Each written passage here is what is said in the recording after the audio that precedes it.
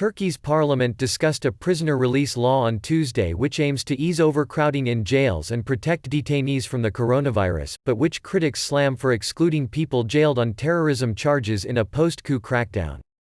The bill, proposed by President Tayyip Erdogan's AK party, would temporarily free around 45,000 prisoners to address the immediate threat of coronavirus spreading in jails.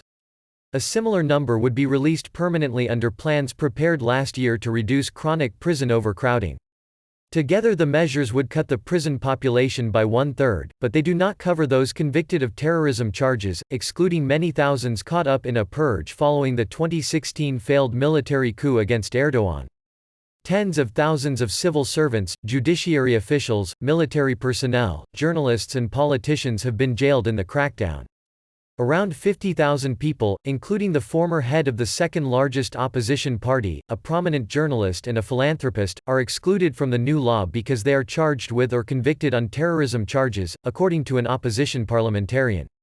Selahattin Demirtas, former head of the pro-Kurdish People's Democratic Party (HDP), has been in jail for some 3.5 years, accused of leading a terrorist organization. His lawyer said Demirtas, 46, is at high risk from COVID-19 because he has high blood pressure and has undergone surgery for respiratory problems. Lawyer Masuni Karaman also said the definition of terrorism was vague and subjective. Millions of people see Demirtas as a hero, a political leader, but another side sees him as a terrorist, he said.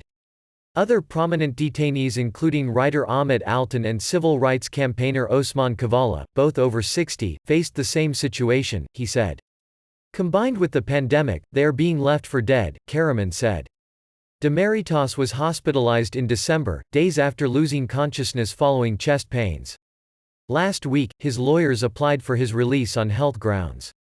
The crackdown since 2016 saw the number of prisoners swell to nearly 300,000, the second largest prison population in Europe and the most overcrowded prison system, according to data from the Council of Europe.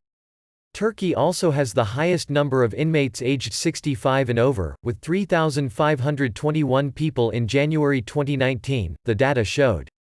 Turkey has imposed a stay-at-home order for those over 65, given that they are the highest risk group from the coronavirus. Altan, a 70-year-old prominent journalist, was jailed for life in 2018 on charges of aiding a terrorist group. The sentence was later overturned and he was released, only to be jailed again the following week. His lawyer, Figen Kalakusu, said the law should allow the temporary release of those not yet convicted. There aren't any measures he can take to protect himself, Kalakusu said of Altan, who shares a cell with another inmate and is contact with prison personnel who each interact with many other prisoners. Kavala, a 62-year-old prominent businessman and philanthropist, was acquitted in February on charges related to nationwide protests in 2013, only to be arrested again the following day on charges related to the 2016 coup attempt. The independence of Turkey's judiciary has been hotly debated in recent years, with critics saying court rulings are influenced by politicians. Erdogan and his AK party say the judiciary makes its decisions independently. Asked whether he believed Demirtas' request for release would be granted, lawyer Karaman said his client was a political hostage. Demirtas' case is always on the radar of the Honorable President. A positive decision cannot be made on the release request without his knowledge, he said.